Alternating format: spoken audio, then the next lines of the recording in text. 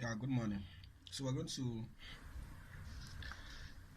to take the questions now. The questions we have on ground, we're going to take them topic by topic, so we don't model things up or be model things up. So I'm starting with the ones that have to do with pressure, kinetic theory of matter and gas laws, and the first law of thermodynamics. Yeah, I think those are the topics where we have these questions from. Okay, so as usual, we're going to take the questions, then the process, we're going to have explanations to them. Okay, I've picked these questions in the order you sent them to me, but I omitted those in that order. They were not part of the that are not part of the particular topic we want to discuss now. So next we'll go to, I think, electricity and all of that. Then we pick all the questions there that have to do with electricity, and we pick the next one like that till we're done. So the first one here, it says the pressure of 12 atmosphere. Like, you have a pressure, the pressure is reported as 12 atmosphere is equal to, so we have been asked to convert it to some other unit, an equivalent unit. Okay, so we have this before. Now we already discussed pressure, where we talked about this. This is from the last class that we captured.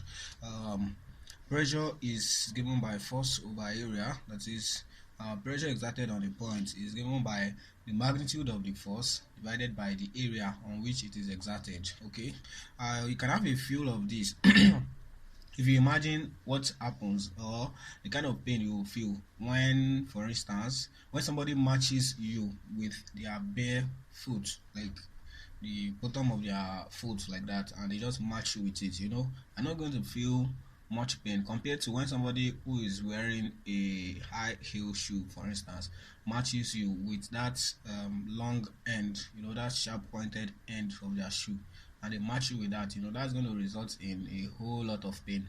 Now, what's the difference in both cases? Difference is actually the pressure.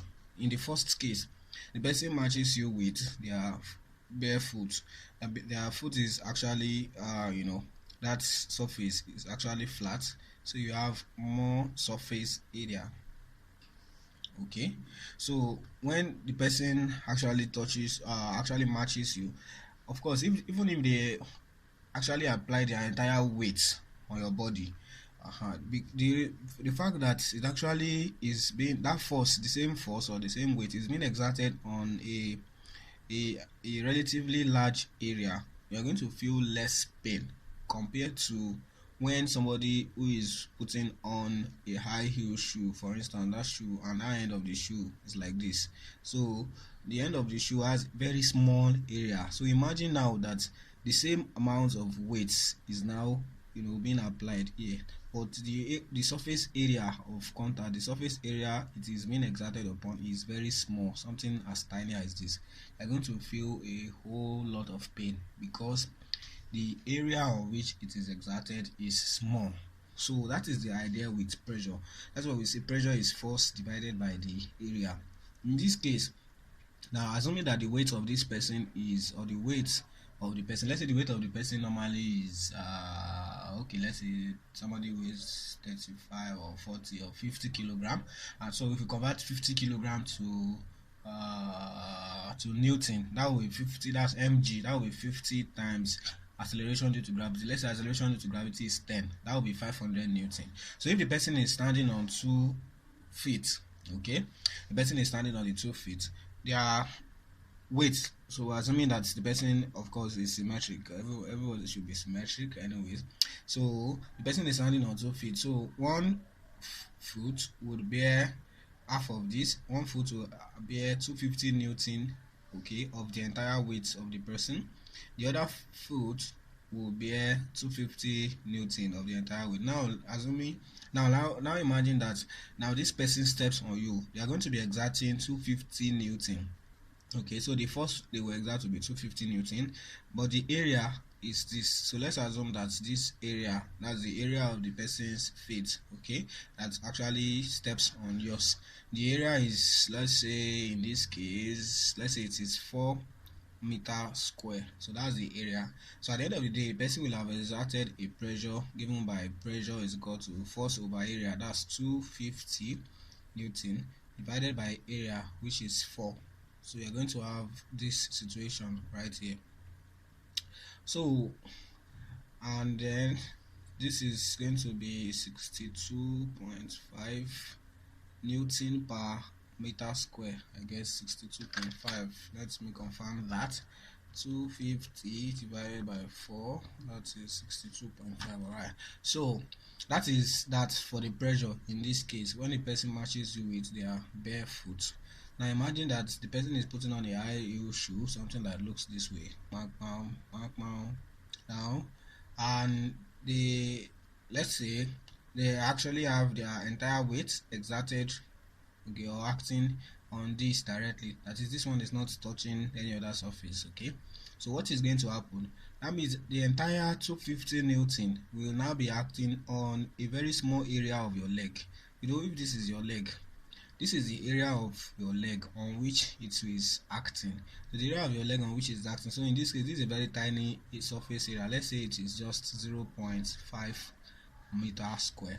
So at the end of the day, the pressure that this exerts in this case is going to be force, which is 250 Newton divided by the area, which is 0.5. 250 divided by 0.5 is 500 Newton per meter square.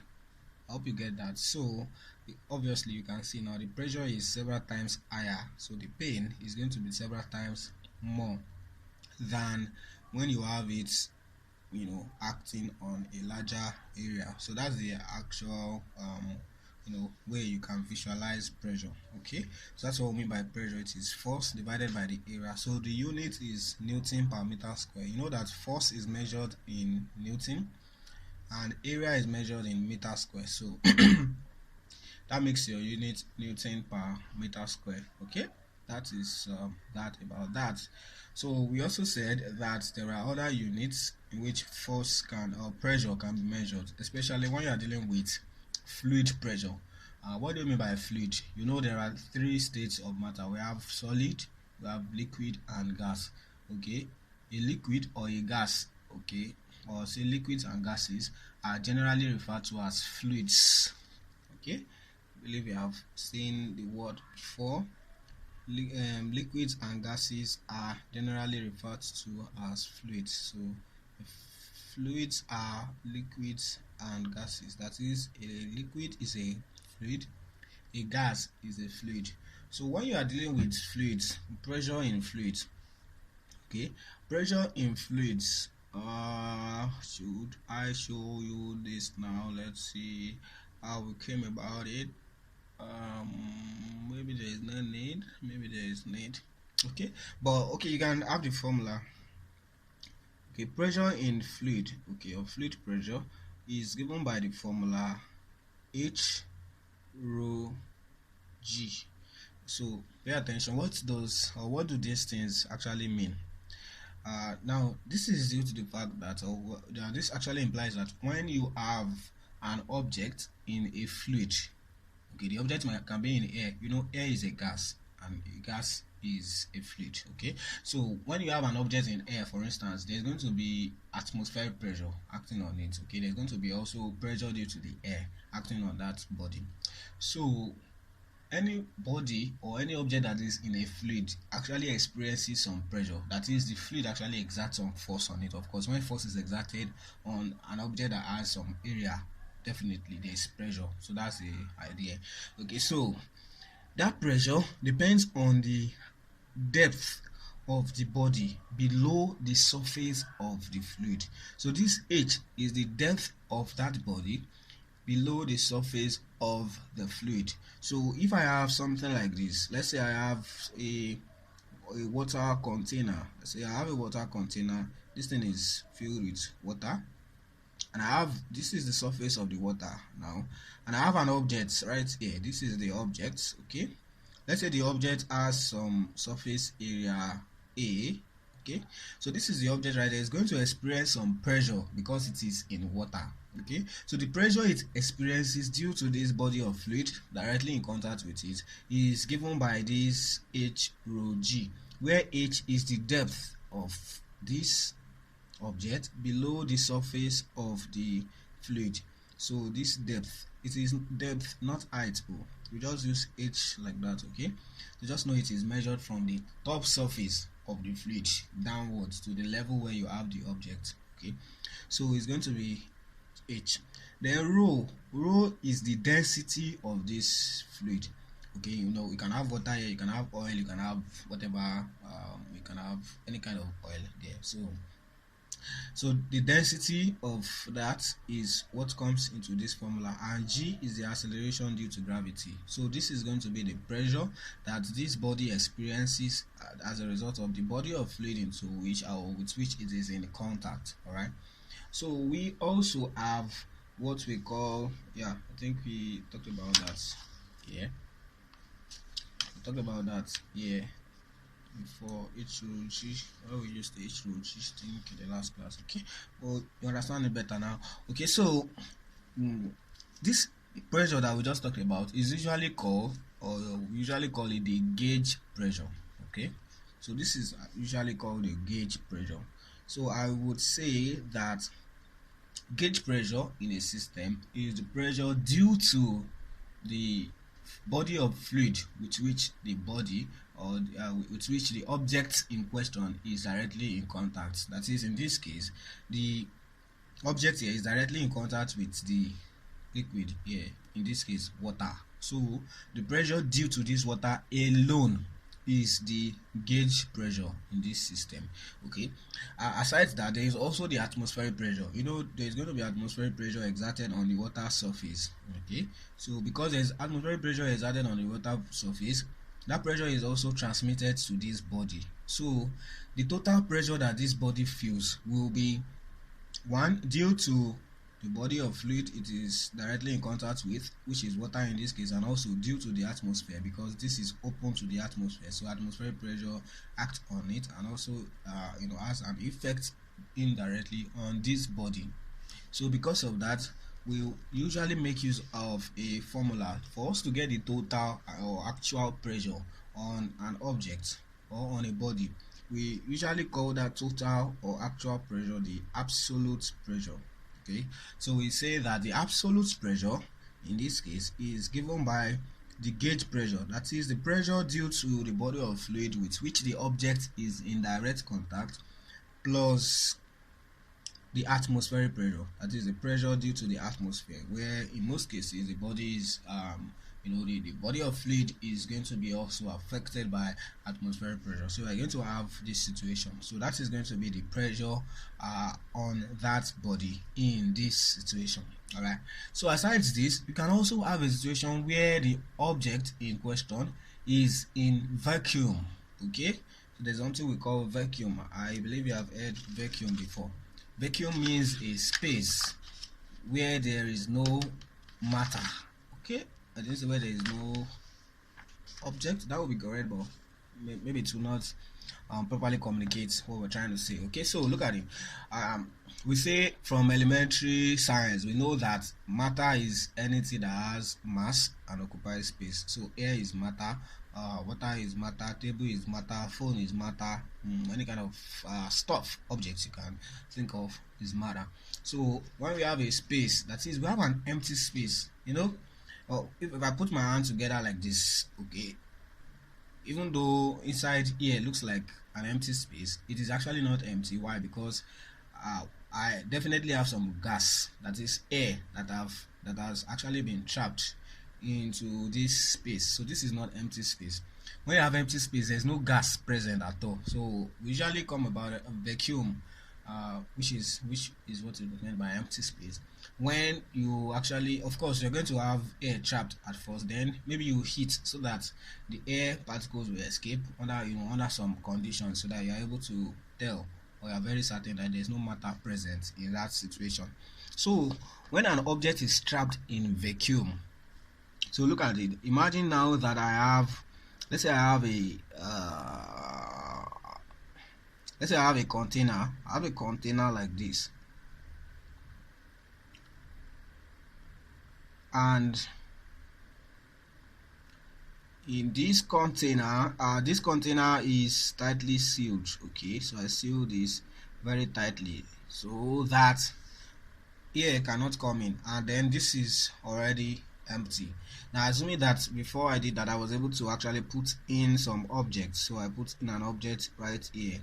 I say this is the object sitting right here in vacuum. So now this thing is tightly closed. There is no air around this object. That means there is no pressure, there's no gauge pressure present in this case.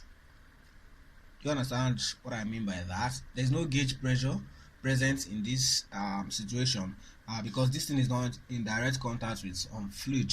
Okay. So in this case, there is actually atmospheric pressure. Atmospheric pressure is acting on this body. Okay. But of course, atmospheric pressure is acting on this body, and of course this object is also going to be affected by the atmospheric pressure. Okay, but in this case the absolute pressure, okay, the absolute pressure in this system is usually taken as the what do you call it now, the atmospheric pressure minus, in this case it becomes minus of the vacuum pressure, okay. So atmospheric pressure minus vacuum pressure. So you know the difference between these two now. In this case we are having atmospheric pressure plus the gauge pressure. Why? Because the gauge is going to exert some pressure on this. Okay. So you should wonder, how did we come about vacuum pressure? Because I have not mentioned anything like that here.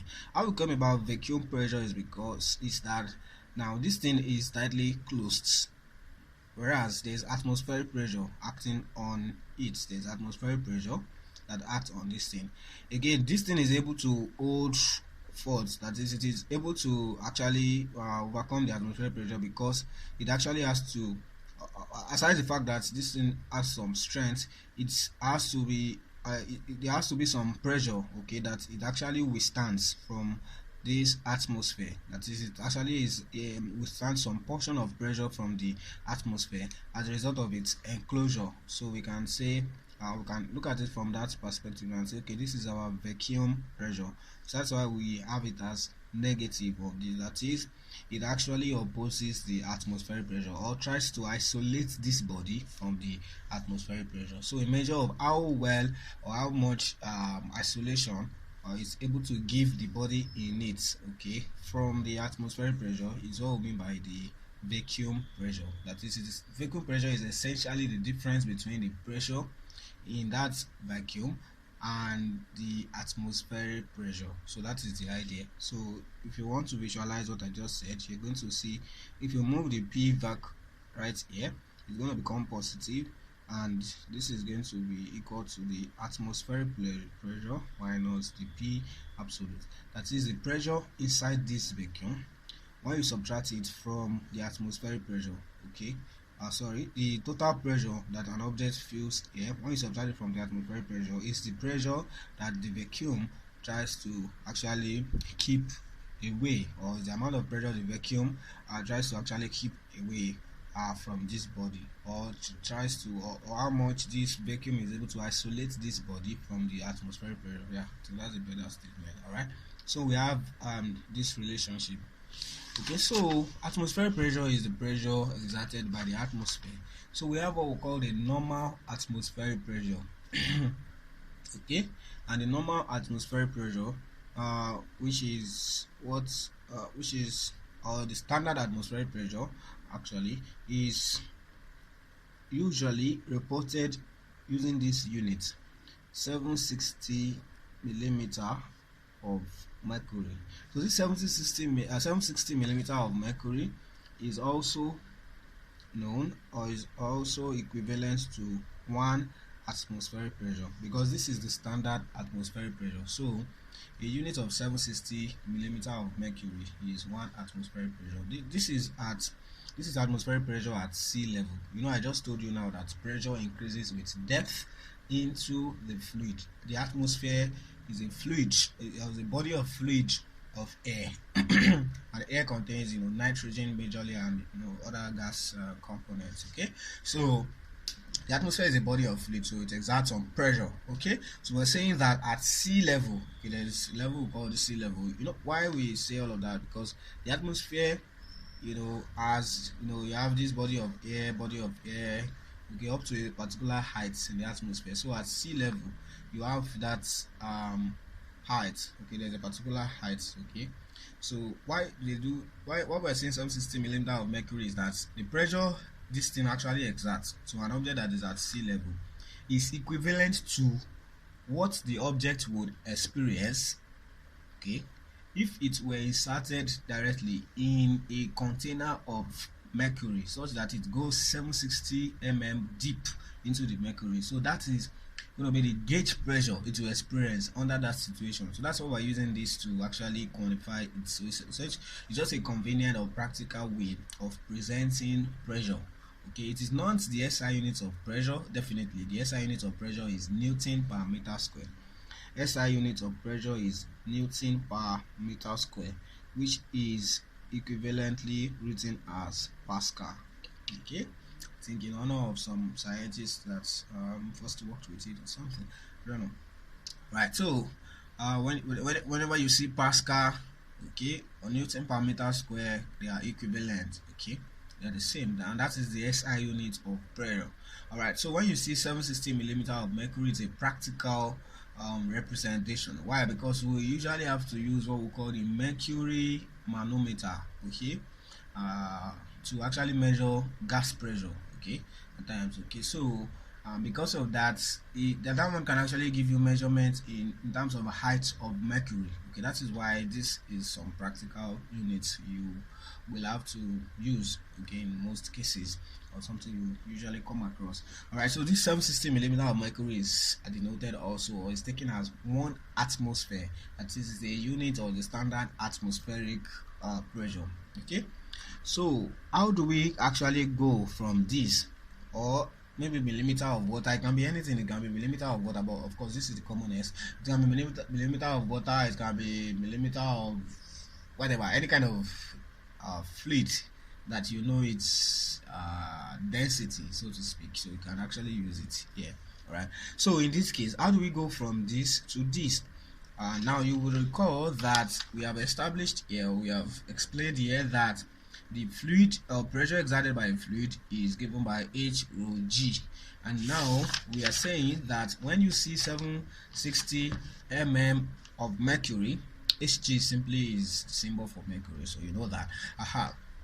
It means that we are saying the pressure exerted by this body or this atmosphere in this situation is equivalent or equal to that gauge pressure that will be experienced by a body that is inserted in a container of mercury, such that it is 760 deep into the mercury. So that is what we're trying to say. So that means if I want to quantify this pressure in Newton per meter square, I am going to have to use this formula. Okay, with this formula of P is equal to H rho G, I can go from one of them to the other. So that means if I have, for instance, let me say I have 760 millimeter of mercury, and I know that if I want to convert this pressure to Newton per meter square, I will have to use H rho G, where H is the depth into the fluid. So the depth into the fluid in this case is 760 millimeter of mercury. So I convert that to the SI unit. 760 millimeter is not the unit of length. You can remember that the SI unit of length is meter. So I'll use the SI unit. 760 millimeter when converted to meter. Milli means 10 to the power minus 3. So when you divide this by 1000, you are going to get it in meters. So that's going to be 0.76 meters. All right. Rho. So we need now the density of mercury, okay, because we are dealing with the density of the fluid into which the body is immersed, or into which the body, or with which the body is in direct contact. Right. So mercury, I think you should know this. In case you don't know, it is actually 13.6 kilogram per meter square. Did I just say that? No. The density of mercury You can check this online. The density of mercury is actually 13,600 kilogram per meter square, okay, which is also equivalent to 13.6 gram per centimeter cube, sorry, kilogram per meter cube, right?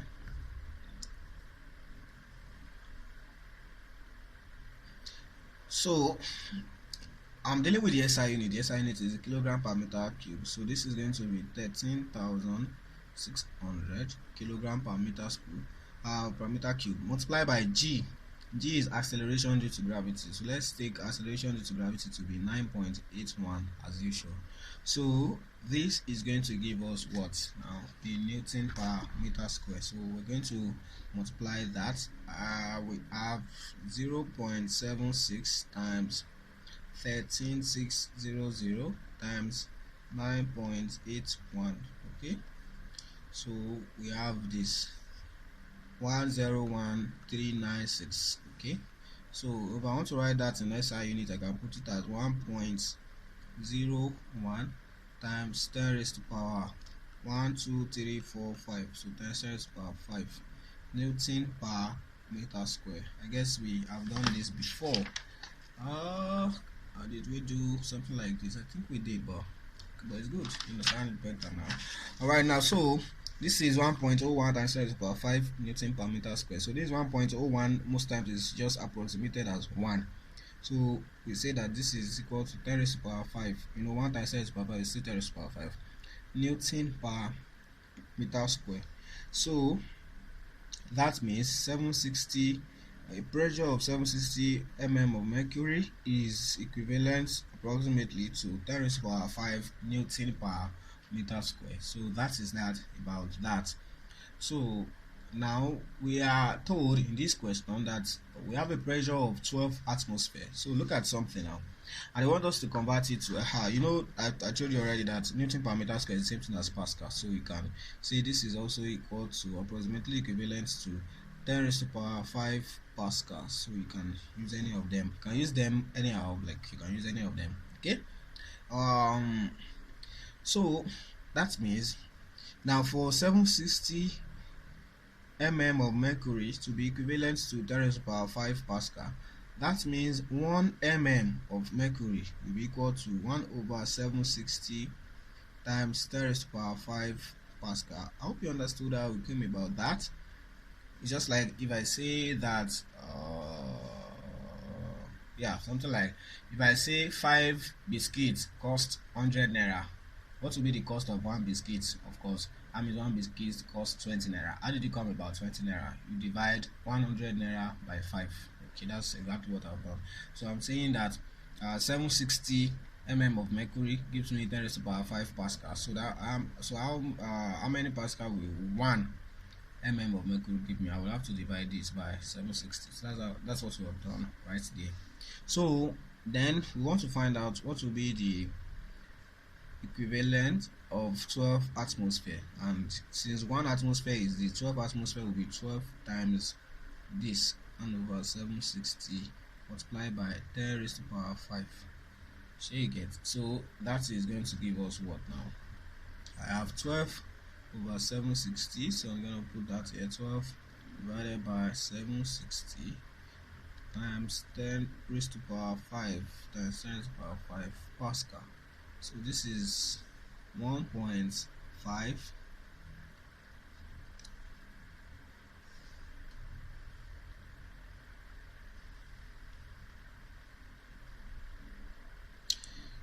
so this is sorry what I've done now is wrong. What we are doing here, this one is for 760 mm of mercury. I'm sleeping on it. This one is 760, or this one is 1 mm of mercury, but that's not what they've asked us to find. They said we should find the pressure of 12 atmosphere. Okay, so I think we don't need all this while. Okay, but if you were to convert from 12 mm of mercury to Pascal, of course this is the way you would go about it, but they said we should get 12 atmosphere. So we know that 1 atmosphere is 760 mm of mercury, and we have been able to establish that 1 atmosphere is 10 raised to the power 5 Pascal. So if 1 atmosphere is 10 raised to the power 5, 1 atm is 10 raised to the power 5 Pascal, then it follows that 12 atm will definitely be 12 times 10 raised to the power 5 Pascal. So that is the answer, 12 times 10 raised to the power 5 Pascal. So that is option B. So yes, that is that about that. Then we'll move to the next problem. So the next problem says the hydrostatic pressure of 76 mm of mercury is equivalent to that of a water column where water density is 1 gram per cm cube high. Okay, so we want to go now from mm of mercury to mm or cm or meter of water. All right, so we want to find out. So if you have the equivalent height of a certain pressure in terms of mercury, what's going to be the equivalent height of that same pressure in terms of water? Okay, so let's find out what that will be. We can proceed to actually convert it to the SI units, which is perfect. We know that 1 atmosphere or 760 mm of mercury is 10 raised to the power 5 Pascal. So I think we can do that right here. We know that 760 mm of mercury is equivalent to 10 raised to the power 5 Pascal. So that means 76 mm of mercury will be equivalent to 10 raised to the power 5 over 10 Pascal. I hope you understood how I came about that. 76 is the same thing as dividing this by 10. Has 760 over 10. So I can divide both sides by 10. So that's how we came about this. This is going to be 10 raised to the power 4 Pascal. So 76 mm of mercury is 10 raised to the power 4 Pascal. But we want to find this in terms of the height of water. So that means this pressure, say 10 raised to the power 4 Pascal, is now equal to H, that is height of water, multiplied by rho of water multiplied by G. I hope you understand that. So we want to find out what height of water will actually give us this equivalent pressure. Okay, and I'll be given that the density of water, is equal to 1 gram per centimeter cube. So with 1 gram per centimeter cube, we can find out what this is. 1 gram per centimeter cube, whenever you have gram per centimeter cube and you want to convert it to the SI unit, which is kilogram per meter cube, simply multiply by 1000. Okay, you can check that out since you know how gram converts or compares with kilogram and how centimeter compares with meter, so you can check that out for yourself.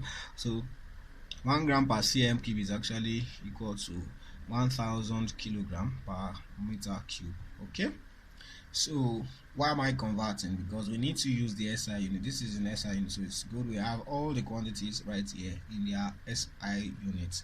Alright, so we need to find the height of water that is equivalent to this. So we can make height of water the subject of the formula. So we're going to have height of water is equal to 10 raised to the power 4 divided by rho of water multiplied by G. So this is going to be 10 raised to the power 4 divided by density of water, that is 10 raised to the power 3. 1000 is 10 raised to the power 3 multiplied by what is this now?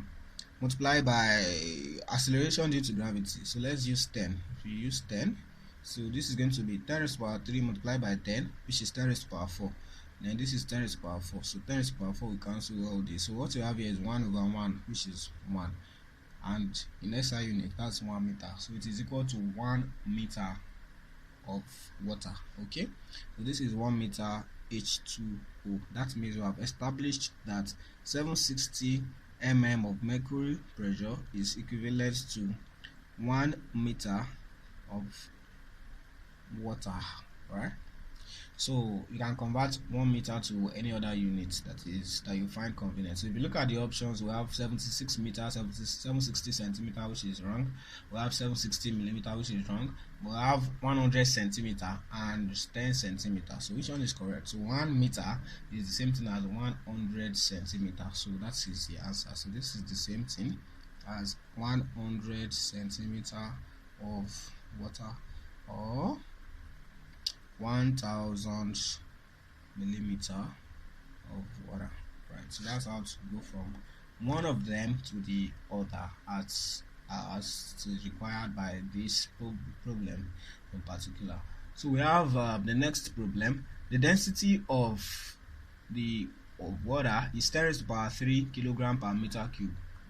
A 1.5 liter bottle of mineral water weighs approximately, so they've given us the density of water and we want to find out the weight of a particular volume of water. So you can recall, or you should be able to recall, that density is defined as the mass per unit volume of a material. So density is equal to the mass of the material divided by the volume of the material. Um, you know what that is. For instance, look at compare a situation where you get two cups. Okay, you can use cups, you can use any other container. You get two cups identical in size and material type and all of that, design and all. So you get two identical cups. You fill one with water, like water, and you fill the other one with sand.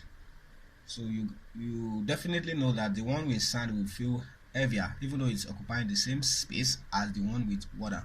The reason is the one with sand has more mass per unit volume. That is, it is denser. That is, it has a higher density. That means if it occupies if you get sand that has a volume of 1 meter cube, it will have a higher mass compared to water that has volume or the same volume of 1 meter cube. So that's what I mean by density. It's a measure of how heavy a particular object feels relative to another. Okay, so that is density for you. It is the mass per unit volume of a material. So it is simply mass of the material divided by the volume occupied by the material. All right, so now in this case we were told that the density of water, so we're given density of water to be 10 raised to the power 3 kilogram per meter cube. Then we're told that a certain bottle has 1.5 liter of mineral water. Okay, so this volume is 1.5 liter.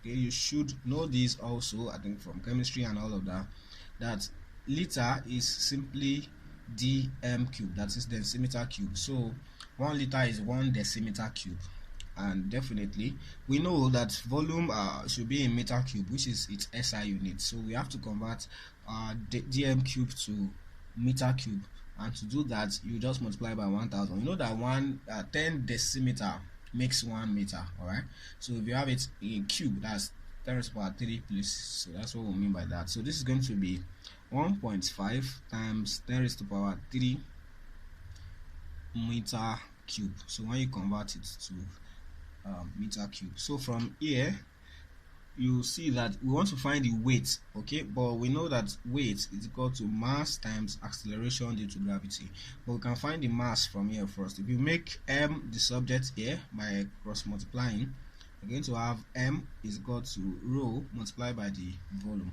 So from here I can find the mass of the body. It's equal to its density, which is 10 raised to the power 3. Okay, sorry, this is meant to be 10 raised to the power minus 3. We're converting from a small unit, okay, to a large unit. All right, so you get what that means. 10 of decimeter is what will make 1 meter. So we'll have to divide it by 10. That means if you have 10 decimeter, it's when we divide it by 10 that we get 1, which is its equivalent in meter. So if you have 1.5 decimeter cube, in this case you have to divide it by 10 raised to the power 3. Okay, so when you do that, you're going to get to multiply it by 10 raised to the power minus 3 to get this result. All right, so from here we have density, which is this, multiplied by the volume, which is 1.5 times 10 raised to the power minus 3. So 10 raised to the power minus 3, we cancel this, so I have 1.5. so the mass is 1.5 kilogram. But they want me to get the weight, and you know that weights will be in newtons. So if I take my g to be 10 meters per second square, the weight will be equal to 1.5 multiplied by g, which is 10. So 1.5 times g is equal to 15 newton. So this will be in newton now instead of kilogram. All right, so that is that about that. That is the result. That's how we came about 15 newtons in that case. All right, the volume. The next question now. The volume of 1 mole of oxygen initially doubles at 30 degrees Celsius while keeping the pressure constant. Okay, its final temperature is, so we have the volume of 1 mole of oxygen doubles. All right, so this has to do with kinetic theory of matter and gas laws. All right, so what relationship are you going to use in this case?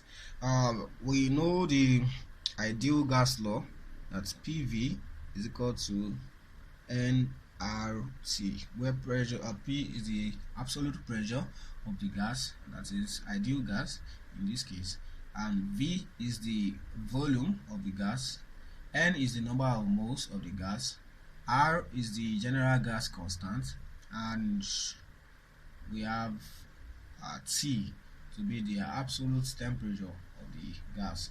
You know, we've said it in the past. Absolute temperature means temperature measured in Kelvin. Okay, so you should know what absolute pressure is also. By now, absolute pressure means the total pressure experienced by a body, both the one due to the fluid with which it is in direct contact and the one also due to the atmosphere. Alright, so when you add the two together is what you get as absolute pressure, which is what we usually make use of in this situation where we have to use the general gas law or ideal gas law. Alright, ideal gas equation. So look at this now. So they said now we can break this down in a situation where we have the temperature to be constant. If the temperature is constant, of course, the number of mole of a gas, if you have a given mass of gas, the number of mole does not change. So you get the number of mole, of course, depends on the total mass of the gas, which does not change irrespective of the volume. So the number of mole is constant for a given mass or sample of gas. Number of mole is constant. R is a constant, universal, or general gas constant, and T is absolute temperature. So if absolute temperature is constant, that means everything here is constant, and if everything here is constant, that means PV, the product PV itself, is constant. So you can have a situation that PV will be equal to constant when the temperature is constant. So when the product PV is constant, that means if I at a particular point or at a particular instance I measure the pressure of the gas and I call it P1, and I also measure its volume and I call it V1, it will be equal to the product at another instance when I measure it to be P2 and this one to be V2. So that's what we mean by this. When T is constant, this is what is going to hold. And so if we have, for instance, if we have the pressure to be constant also, if pressure is constant, you know, I can write something like this. I can rearrange this to be P over nR is equal to T over V. You get that? Or I can say that if I invert this, I'm going to have it that V over T is equal to nR over P. So if pressure is constant, that means everything here is going to be constant, and if everything here is constant, that means this relationship V over T is going to be constant. So that means V1 over T1 is equal to V2 over T2 when pressure is constant. So that's another relationship. These things have these laws were put forth by some scientists, so I can't remember. I think this is Avogadro's law. This is Avogadro's law. You can check your books out. I think this should be Boyle's law or something. Alright.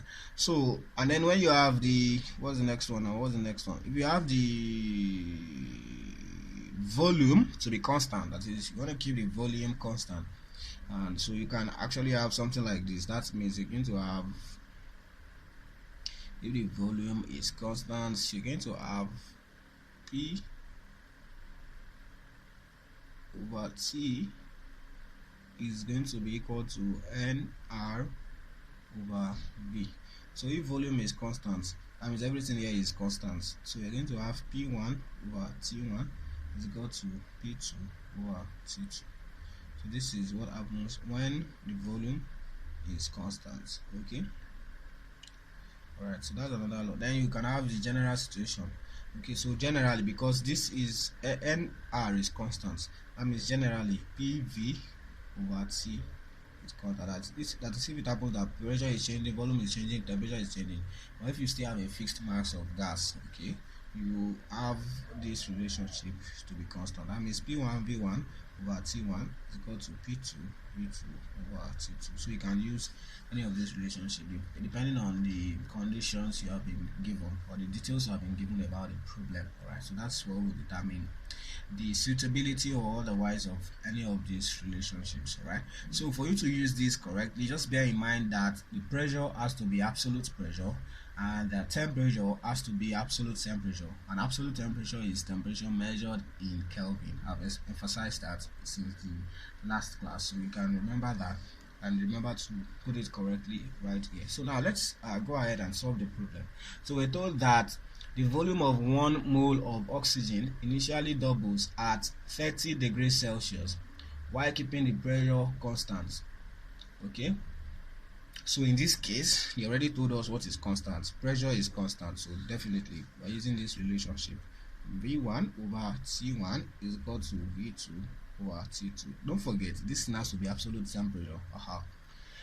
So they said that the volume of 1 mole of oxygen, so it's a fixed mass of gas. So 1 mole of oxygen tells you it's a fixed mass of gas, because 1 mole of oxygen will have a definite mass which is going to remain so forever. Alright, so that means if they say the volume doubles, that means V2, which is the final volume, is 2 times V1. Okay, that's what they mean by the volume has doubled.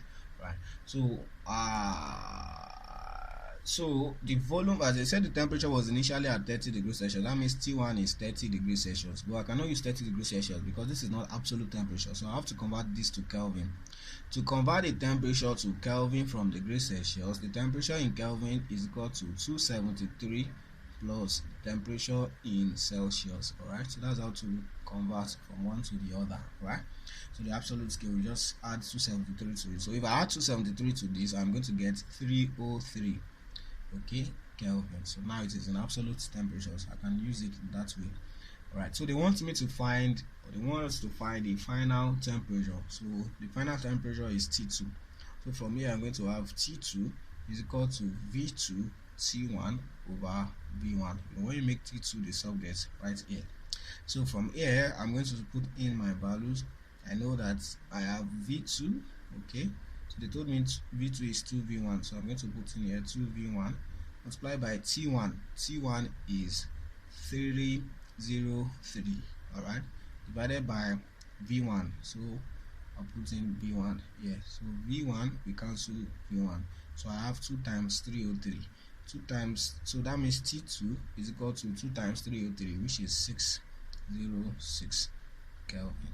Alright, so if you look at the options, you will see that the options are not in Kelvin. The options are reported in degrees Celsius. That means you will need to convert this back to degrees Celsius now that you've gotten your answer in Kelvin. Alright, so to do that again, you're going to use this relationship. We know that temperature in Kelvin, which is 606, is equal to 273 plus temperature in Celsius. So from here, temperature in Celsius will be 606 minus 273. That is, if you want to go from Kelvin to Celsius, you deduct 273 from your result. If you want to go from Celsius to Kelvin, you add 273 to your result. Mind you, there cannot be negative Kelvin temperature because the absolute zero temperature is 0 Kelvin. And nothing can be colder. That is, no temperature can be lower than no temperature is ever going to be lower than 0 Kelvin. Okay, in fact, that's absolute temperature. Absolute zero temperature is not attainable. Okay, practically, absolute zero temperature is essentially minus 273 degrees Celsius. You cannot see anything as cold as that. Okay, so that's why we use this Kelvin scale, and we call it the absolute scale because it goes from 0 to positive values like that. There cannot be negative value. All right, so I think I'm talking too much. So we divide or subtract this 606 minus 273. So I have 606 minus 273. So that's going to be 333 degrees Celsius. So this T2 is equal to 333 degrees Celsius. Alright, so that's the answer.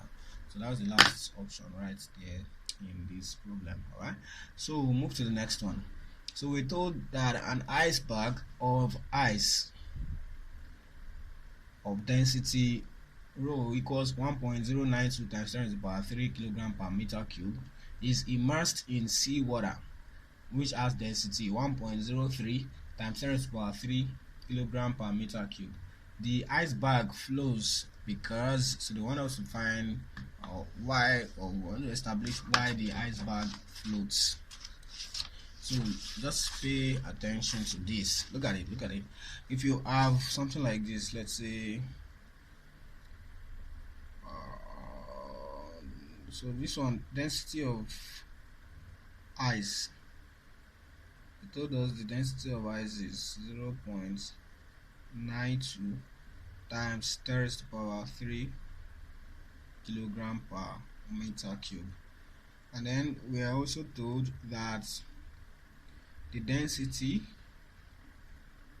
of sea water is equal to 1.03 times 10 raised to the power 3 kilogram per meter cube. Alright, so now look at this carefully. If you throw an object in water, let's say you throw a stone in water, definitely the stone is going to sink. Okay. If you throw a paper in water, okay, of course, provided it does not of course it's going to soften in water, of course it's going to get wet and soften. Let's say you threw plastic, like your bailer, you want to have your belt, you don't use bailer to have belt. I'm not in Nigeria. Oh, sorry. I assume you were in Nigeria and you actually were to use bailer. You know, you put the bailer on. You know what I mean by bailer? The bowl you used to pour water from the bucket on your head and have a bath. You understand? Okay. So if you put it on the bucket of water, it's going to just stay there. It's not going to what's it nice? It's not going to sink into the water. The reason is, in that case, you have an object that has a lower density compared to water. That is, it is not as heavy as water. So water is going to have enough, immediately displaces some very little amount of water. It's going to stay afloat. All right. So now imagine that you have a very heavy object, that is an object that is denser than water. It is definitely going to sink in. Now, another thing you should carefully notice here is the fact that normally, if you have an object, that is now from kinetic theory of matter. Please follow this thing. Kinetic theory of matter is letting us know that, or is built on the fact that we have three classes of matter. We have the solid phase, we have the liquid phase, we have the gaseous phase, and we know that in the liquid phase, in the gaseous phase, the particles, the tiny particles that make up matter or that make up the gas, they are loosely bound. That is, they are not bound. That is, they have very, very weak cohesive forces. You know what cohesive forces are? Forces of attraction between molecules of the same substance. Okay, they have very weak cohesive forces, so they are very loosely bound. That is why the particles are free to move randomly. Okay, they move all about randomly. They are able to move and undergo aforesaid motion. Okay, and they would usually occupy the entire volume of their container. Okay, that's one of the things we know from kinetic theory of matter. And then we say that when you come to liquids now have relatively higher cohesive forces. Okay, because now the molecules are relatively more closely bound together compared to molecules of a gas. So now kinetic theory itself of matter proposes that one of the hypotheses of the kinetic theory of matter is that matter is made up of particles that are in constant motion. Okay, so we already know that molecules of a gas are in constant motion. They undergo aforesaid or zigzag motion. They move aforesaid. They are loosely bound together. In the case of liquid, they are more closely bound together compared to that of gas. But now, and of course, the molecules still undergo, motion. They are constantly in motion, but their motion is a bit restricted in that they only vibrate. No. You can they only slide past one another. So what you have in the case of liquid molecules is a sliding of the molecules past one another. So the molecules can only slide past one another. That is, you can have a liquid molecule, it goes this way, it slides this way. So that's why when you pour, for instance, you pour a liquid on this surface, they are going to separate out. That is why. That is because they are loosely bound, but not as loosely bound as you have for gases. All right. So in the case of solids, we have it that the molecules are closely bound together. They have very strong they have very strong cohesive forces. That is, the force that binds the molecules of a solid together is very, very large or high compared to that of a liquid. So the molecules of a solid can only vibrate about their mean position. That is, their mean position does not change. That's why when you see a solid like this calculator, the molecules that make up this calculator, you can see they are not moving. You cannot see them moving, of course, but they are actually vibrating about their mean position. All right. So in the case of a liquid also, but you can actually see that of a liquid slide past one another. For instance, if you pour a liquid on this table, you're going to see that sliding past one another. If you get a gas also, maybe smoke, you can definitely visualize smoke where the particles are actually just having fun, just going about randomly. All right. So that, and again, then we can have a change of state. And in case of change of state, what we have is we heat a solid. When we heat a solid, the molecules of the solid, we are actually essentially giving them kinetic energy. So that's why we say that temperature is a measure of the average kinetic energy of the molecules of a body. So when we are heating a solid, we are essentially increasing the average kinetic energy of its molecules. So to get to a point where the molecules now have possessed enough kinetic energy. I believe you know what kinetic energy means from the previous lessons. So it gets to a point where they have possessed enough kinetic energy, and now they are able to detach from one another. So that's what we call melting, and now it turns into water. All right. So that means now they have now become more loosely bound. They are definitely going to occupy more space. We expect them to occupy more space. Okay. And so if you continue heating, now it's at the point everything will now turn to liquid. Now if you continue heating the liquid also, at a point the molecules will also have enough kinetic energy that they are now able to break free further from each other and actually turn into a gas. All right, that's what we call evaporation, or is it evaporation, whatever. Okay, evaporation or vaporization. Yeah.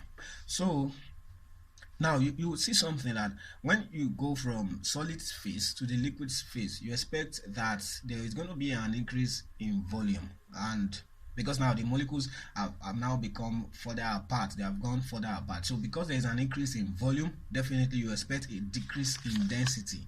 You know that density is mass over volume. Definitely, if volume increases, density is going to decrease, of course, the mass remaining the same. Okay, and definitely if the volume decreases, the density is going to increase.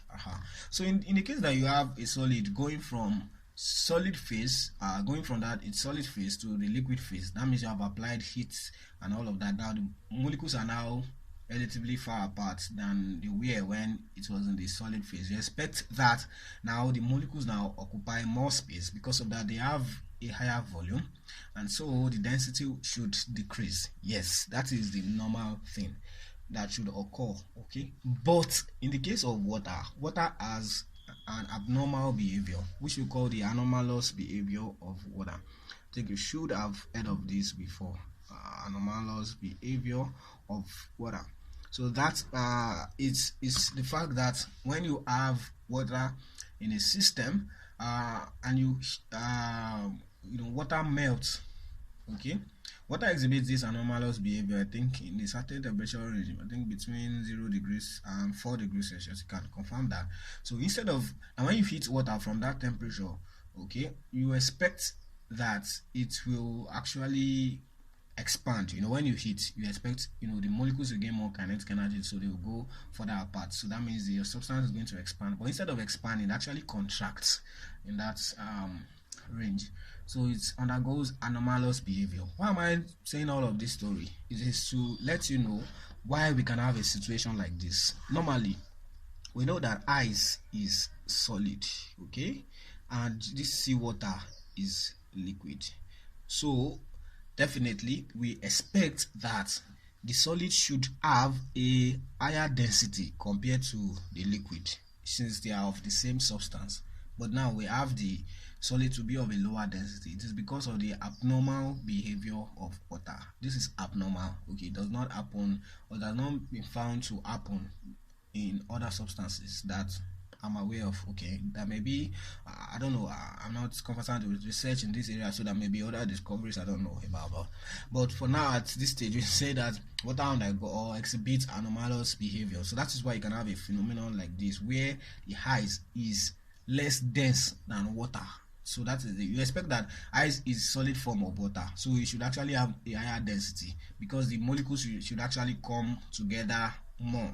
Okay, close up gaps that may be between them and all of that now because they have lower kinetic energy, so they can't move further apart like they did when they were in the liquid phase. All right, but that is not the case with water. It just has been found to exhibit abnormal behavior. Okay, and this is why ice floats on water. Okay, this is why ice floats on water, because ice has a higher density, a lower density than water. If it has a higher density, it will definitely sink, and that is what actually helps to support aquatic life in regions of low density. There are some places you go to, I think some parts of Canada, even in some parts of northeastern US, where you get to experience very extreme temperatures. I think not that extreme in US. You go to Canada, you go to Russia, I think, yeah, some part of Russia, where you experience very extreme temperature in winter, where you see everywhere is just cold, okay, such that the average temperature in some cities you get something like minus 30 something degrees Celsius. That means essentially we expect water, the entire body of water, like the bodies of water like rivers and everything, to freeze, but it does not always happen. You can see by the time some part actually freeze, they actually float to the surface, so it actually protects the bottom part of the water, so that one remains liquid and fish and other aquatic life can still survive in that kind of situation. So it's because of the anomalous behavior of water. Okay, so that is the situation here. So the reason this will float is because it is of a lower density than the liquid. All right, so if it was of a higher density, it will actually sink. So just locate the answer. So it's because rho 1 is less than rho 2. It is not because of any other reason. So that's why an object will float in water. Okay, and of course you should be aware of the principle of flotation, which says that an object will float in a liquid, whether it is wholly or partially immersed in the liquid, when it actually displaces its own volume of the liquid. That is, when the object displaces a volume of liquid which is equal to its own weight. That is, if I immerse an object in water, I drop an object in water, it will float. Of course, number one condition is its density will be less than that of water.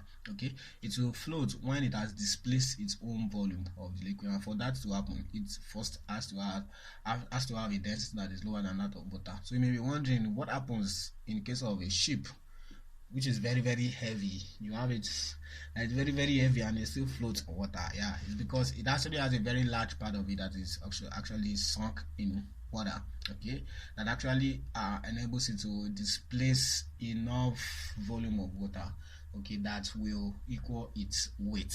Okay, and again you have a lot of empty space inside that bottom part, such that at the end of the day the average density of the entire ship is still less than what obtains for water. All right, so it occupies a lot of space. You're going to see a lot of space, and of course it's very heavy, but there's still a lot of empty space to cater for that. Okay, that's why you're able to keep that kind of situation. All right, so I guess that's that about that. So we can move on to the next problem. The next one says the millimeter of mercury, that is mmHg. Which of this is correct about mmHg? Because I've said it before, it's a practical unit of measurement of pressure. It's not the SI unit of energy, it's not the SI unit of strength, it's not the 1 meter long mercury bar kept at the Museum of Weights and Measure. No, it's a practical unit of pressure. It's not the SI unit of pressure. SI unit of pressure is Newton per meter square or the Pascal. So this is a practical unit, that is a convenient unit of pressure. All right, so that's all about that. The next one, in a thermodynamic system, let U be the internal energy of the system, Q the absorbed heat, and L the work done by the system. With these definitions, every time the system performs a thermodynamic transformation from a state A to a state B, the first law of thermodynamics is written as. So what is the first law of thermodynamics? First law of thermodynamics. So let me put it to you. Let me try to put this together. Now, when you, first law of thermodynamics to a layman, that is lay statement, is to say that energy can neither be created nor destroyed, but it can only be changed from one form to another. That is forever correct. That is universally correct. That is basically what it is. Okay, but to put it in mathematical terms, or to actually quantify what we're saying, that's the essence of physics. Anyways, we want to actually not just give vague statements. We want to actually be able to quantify and say, okay, this is exactly what it is, so somebody can actually have an idea of what the measure is. All right, so to do that, we usually have this statement. Okay, for the first law of thermodynamics, we're saying that if you actually add energy to a particular body, it's what we call the internal energy of a body. Okay, I'm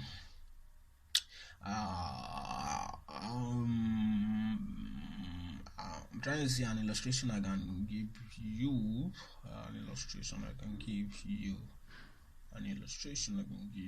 Okay, we know that energy is ability to do work. Heat is a form of energy. Heat can do work. Okay, it can do work. You can touch a hot spot with the back of your hand. Yes, you know that. Yes, it can do work. Yeah, you know that it can do work. Okay. So now, if you actually hit an object, like you hit your board, you want to prepare stew, and you first place the the pot on fire. You want it to be hot, so that yes, you now pour your oil and and then you pour your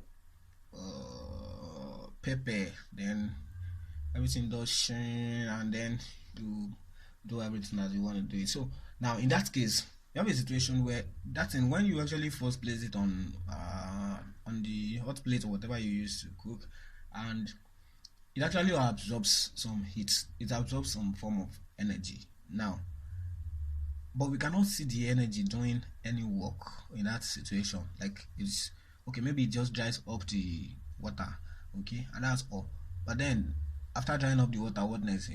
Imagine you have now poured oil. Then what else is is that energy still doing? Of course. So what happens in that case is that now you are heating up the pot. You are raising the temperature of the pot.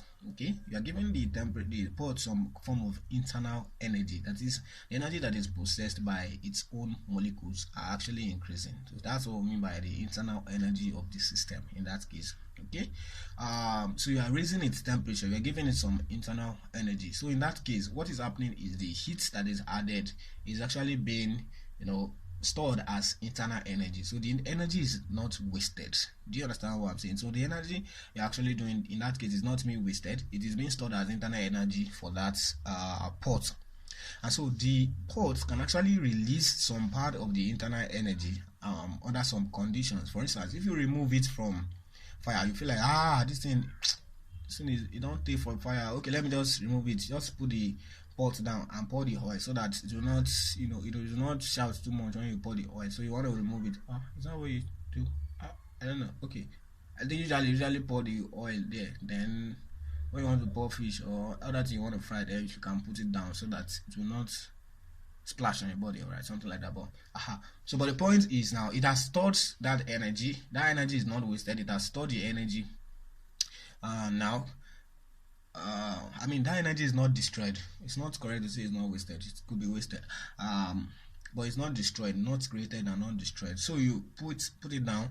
When you pour the oil, it will still sound as though it is on fire, because it can still make the oil hot enough for you to use like that without having to put it on fire. That tells you that it has stored some internal energy, and that internal energy now is being released to do some work. Okay, that means some work has been done in that situation.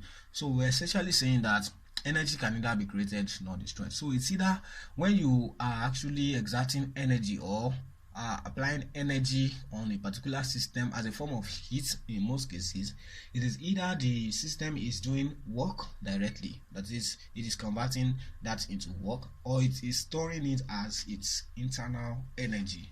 Okay, so that is the idea in this case. So we are now developing a relationship for that. We say that I'm going to write the relationship and you see how it makes sense. That the change in internal energy of the system, which is internal energy is usually noted as U. Okay, the change in internal energy of the system, delta U, is equal to the heat added, or let's say delta Q, or let's say just Q. Okay, the heat added minus the work done by the system. I'm using the notations in the questions. Okay, normally work done, most textbooks will use W, or well, that's not the issue here. So let's get what they actually mean. Right, so there are some textbooks that will say, for instance, you may have this thing as Q plus L. You may have this thing as L minus Q. Okay, basically you can have it in a number of ways. Please just pay attention to what I'm saying. Now, what does this actually mean? We're saying that now in this case, this is the heat added, okay, to the system. Heat added to the system, and this one is the work done by the system. Please pay attention on by the system. The work is done by the system. You can have a situation where work is done on the system. So when work is done by the system, it will definitely reduce the internal energy of the system. You know, just like the analogy I gave you now, when that pot is hot and you put it down, now it is no longer receiving heat, but now it is doing work, and that work it is doing is being supplied from its internal energy, that is the energy it stored initially when it was being heated. All right, so that means when the system does work, it actually reduces its internal energy. That means the change in internal energy due to the work done by the system will be negative. That's why this will carry a negative when it refers to the work done by the system. So in this case of heat added, so heat is being added. So when heat is being added, the system is going to be, amassing more internal energy. So it's going to be a positive addition to the change in internal energy of the system. All right. So that is the situation here that is given to us. So they said that you have Q to be the heat absorbed, that is the heat absorbed by the system, that is the heat added to the system, and L is the work done by the system. Okay, that is why this is the proper thing to write. So delta U is the change in U. That is, now they said it goes from a state A to a state B, so the change in U will be U at the point or at the state B minus U at the state A, and that will be equal to Q minus L. So this is the right answer. Now listen very well. Now if I give you a situation, I give you an answer where I say Q represents the heat removed from the system. That already tells you that Q is going to carry some negative sign. Okay, so, and if I tell you that L is the work done on the system, that tells you that L is going to carry a positive sign. So if L is the work done on the system, it's going to positively affect the delta U. So I'm going to have my delta U to be equal to, instead of this minus L, it's going to be plus L. And Q, if it is the heat removed from the system, okay, so this one is not the heat absorbed, this one is the heat removed from the system, or the heat released by the system. Okay, this one is going to be negative, so I'm going to have minus Q. All right, so you can even have a situation where they say Q is heat absorbed and L is work done on. So if that is the case, it will be Q plus L. So just follow the analogy like that. Just know when this is reducing and how each one of them affects it. Okay, so having written this, now if you were to solve this numerically, and I tell you that the system absorbs heat of 50 joules and the work of 100 joules was done on the system, so that means this will no longer be negative, so that work done will be reported as this one will be taken as positive, or you report that work done as negative, because that is the negative work done by the system. So I'm saying that if a work of 10 joules is done on the system and you want to record it as work done by the system, it's going to be negative of it, because it is in, or this reverse of work done by the system. So if you are using an equation that has its L to be work done by the system, and you have a work done on the system, you have to report that figure in negative, so that at the end of the day what you have here will be an addition to the internal energy of the system. Yeah, I think that is quite clear. All right, so let's move on. So that's the answer. You said the proper answer in the language was here in this format, so this is the proper answer. So that's not about that. Look at the next one. The work done during the expansion of a bubble containing 3 moles of perfect gas immersed in water when its temperature is varied by 20 degrees Celsius is, so we want to find out the work done by this. So the work done by gas, okay, as undergoing expansion, the work is done by a gas, that is a system that contains a gas, does work when the gas actually expands. Okay, work is done by the system. Look at it. If I have this as a container, this thing contains gas like this, like this, like this, and I have something like this.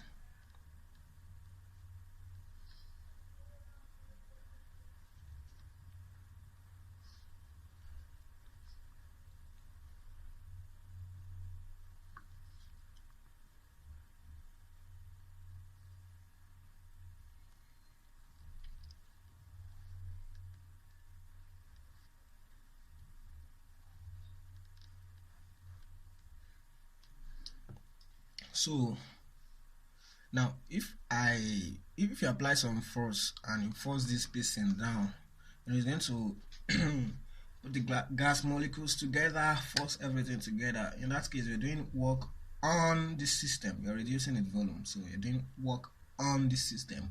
Now if the volume, or if the gas actually expands, let's say I heat this gas, of course it's going to expand if the pressure is constant, so it's going to expand. So it expands, boom.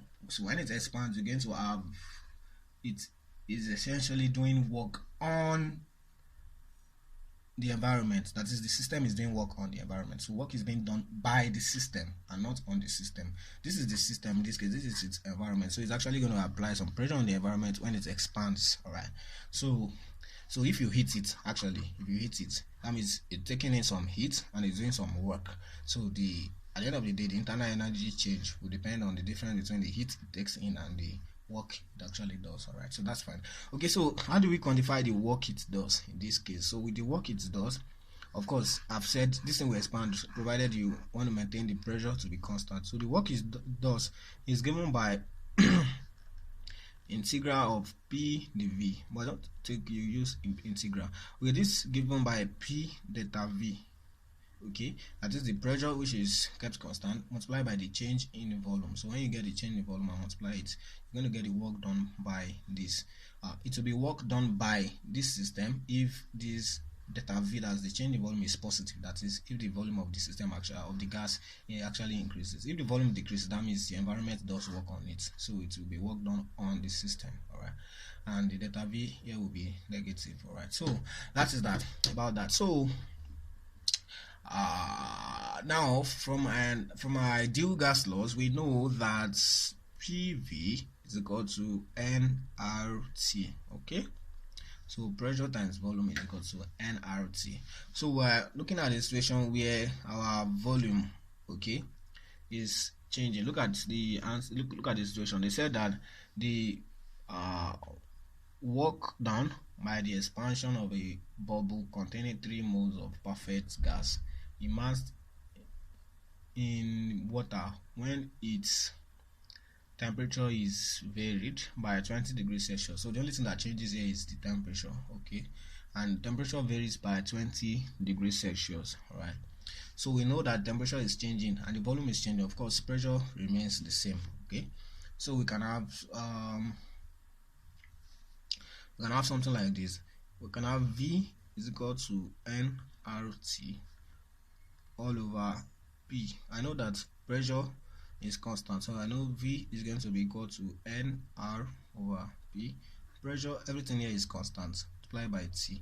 So if volume is changing, it is definitely due to change in temperature. So that means our delta V will be equal to N R over P multiplied by delta T. So that's how we came about it. So definitely the work done, which is P delta V, will be equal to, P delta V will be equal to, when you multiply this by P, P into N R over P multiplied by delta T. So with this, you're going to have P cancel P. So you're going to have the work done by this system is equal to P delta V, which is also equal to N R delta T. Alright, so you can use this in this situation. So you have been given that you have 3 moles of a perfect gas. Okay, it is because it is a perfect gas that we can use this relationship. Alright, so it's a perfect gas and the number of moles is 3. So the number of moles is 3 moles, and then we have its temperature is varied by 20 degrees Celsius. Delta T is equal to 20 degrees Celsius. Now please pay attention. You know that normally I should use absolute temperature here. The reason I'm not using it and I'm still correct is because we are dealing with a change in temperature, not temperature. And if you like, you should know that a change in temperature that is reported in Kelvin is the same thing, or has the same value, or is equivalent to the same change in temperature in degrees Celsius. What do I mean by that? Pay attention to this. If I have an initial temperature of 10 degrees Celsius and a final temperature of 30 degrees Celsius, that means I have an initial temperature in Kelvin of 283 Kelvin, that's 273 plus 10, and a final temperature of 303 Kelvin, 273 plus this. So the change in temperature is 30 minus 10, which is 20 degrees Celsius, and the change in temperature in Kelvin will be 303 minus 283, which is still 20 Kelvin. The reason this is so is because is an additive difference between them. We just subtract, add and subtract. That is why this difference will always be the same. So when you have a change in temperature reported, you can always use the change in temperature directly without having to convert anything. If you like convert, you still get the same number. Alright, that's the point. Okay, so our work done is NR delta T. So work done is equal to 3 multiplied by R. R is the universal gas constant. I think that should be 8.134. You can verify that. Is it here? Universal gas constant. Let me see. Okay, R. Start the R. We're talking about constant, 27 constant. So let's check if we can get that from this calculator. Shift constant 27. R, yeah, 8.314. It is joules per mole per Kelvin. That's the answer. The R is in universal gas constant is 8.314 joules per mole Kelvin, or per mole per Kelvin. Anyhow, right. So that is going to give us 3 multiplied by 8 multiplied by the change in temperature, which is 20. So you have this answer multiplied by 3 multiplied by 20. So that's going to give us 498.86. So that's 498.9. That's 499. Approximately 500 joules. Right. So 500 joules approximately. So that's what you have in the results. That's our answer. Hope you understand that. Please let me know if there's any issue at any point right here. Okay. The next one, coming on to 3, 4, 5.